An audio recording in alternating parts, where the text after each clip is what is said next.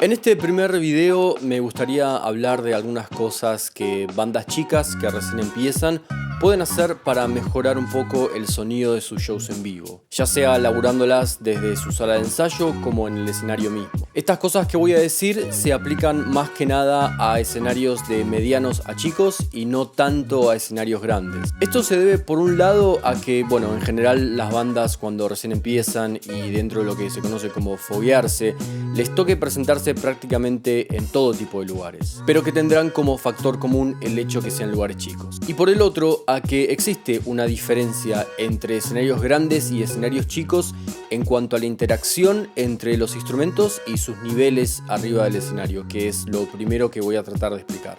En un escenario grande, los músicos, los instrumentos, los amplificadores tienen la chance y en general están un poco más separados entre sí, hay más espacio físico entre ellos, o al menos más que en un escenario chico. Esto hace que los micrófonos en el escenario también lo estén, condición que le da cierta ventaja al operador de sonido, ya que los sonidos de estos instrumentos captados por estos micrófonos van a llegar a los canales de la consola más limpios, más puros, más aislados el uno del otro. Esto hace que la mezcla de instrumentos que ese operador haga va a ser más limpia, tanto para PA como para monitoreo de los músicos. Y precisamente el monitoreo en este tipo de escenarios en donde, como dije recién, los músicos suelen estar un poco más separados entre sí, va a depender entonces casi exclusivamente de la mezcla que ellos se hagan en sus consolas personales si disponen de una, o de las que les pueda brindar el operador de monitores en sus monitores personales. Ahora, cuando nos empezamos a trasladar a escenarios más chicos,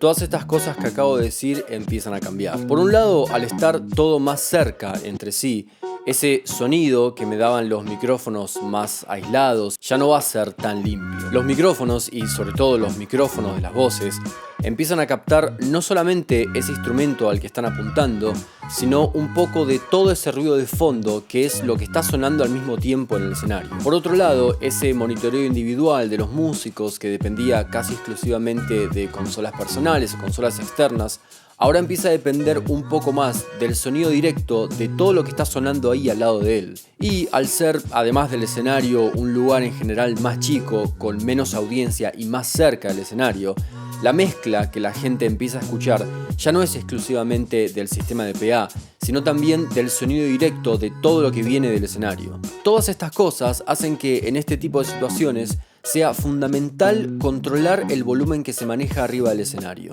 Y siendo que venimos de una situación singular a otra más plural, esta tarea de controlar el volumen es imposible de realizar sin un buen trabajo en equipo. Como dije antes, seguramente en muchas ocasiones a bandas que recién empiezan les va a tocar presentarse en lugares que quizás no se correspondan mucho o no estén muy preparados para el sonido que la banda quiera lograr. Centros culturales, salones de actos de colegios, clubs de jazz o inclusive fiestas privadas. Es acá donde empieza y donde es muy importante el control que ustedes mismos tienen que trabajar de su volumen general como banda y de la mezcla entre sus instrumentos. Hay que empezar por sacarse de la cabeza esta idea de que llego al lugar que sea y toco de la manera que quiero, al volumen que quiero, como siempre toqué en mi sala o en otros escenarios.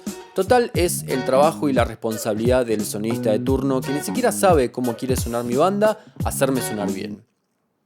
Y si suena mal es un hijo de puta. Es un trabajo en equipo, no solamente entre banda y sonidista, sino entre los mismos integrantes de la banda. Tengan siempre presente que todos los lugares son diferentes y por ende todos los lugares suenan diferentes. Entonces vayan siempre con buena actitud, abiertos y dispuestos a, si se les pide, cambiar ese sonido al que tan acostumbrados están en su sala de ensayo, para adaptarlo así al lugar en el que están tocando y lograr un buen resultado. Y con esto me refiero a desde el volumen general que manejan como banda hasta la ecualización de los amplificadores. Traten de ser correspondientes en cuanto a los equipos que van a llevar y el lugar en el que van a tocar. Me ha pasado de trabajar con bandas que recién empezaban y querían dar una buena primera impresión en su sonido, que se traían un JCM 900 a un lugar cuya capacidad no superaba las 60 personas. Y obviamente no estoy diciendo que esté mal estar bien equipados, pero tengan en cuenta que ciertos equipos e instrumentos rinden mejor cuando se los exige a cierto volumen al que fueron testeados cuando se los fabricó. Volumen que quizás no convenga ponerlo en lugares así. Como dije recién, cada lugar es diferente y por ende cada técnico tiene su método, pero lo que yo hago es, durante la prueba de sonido,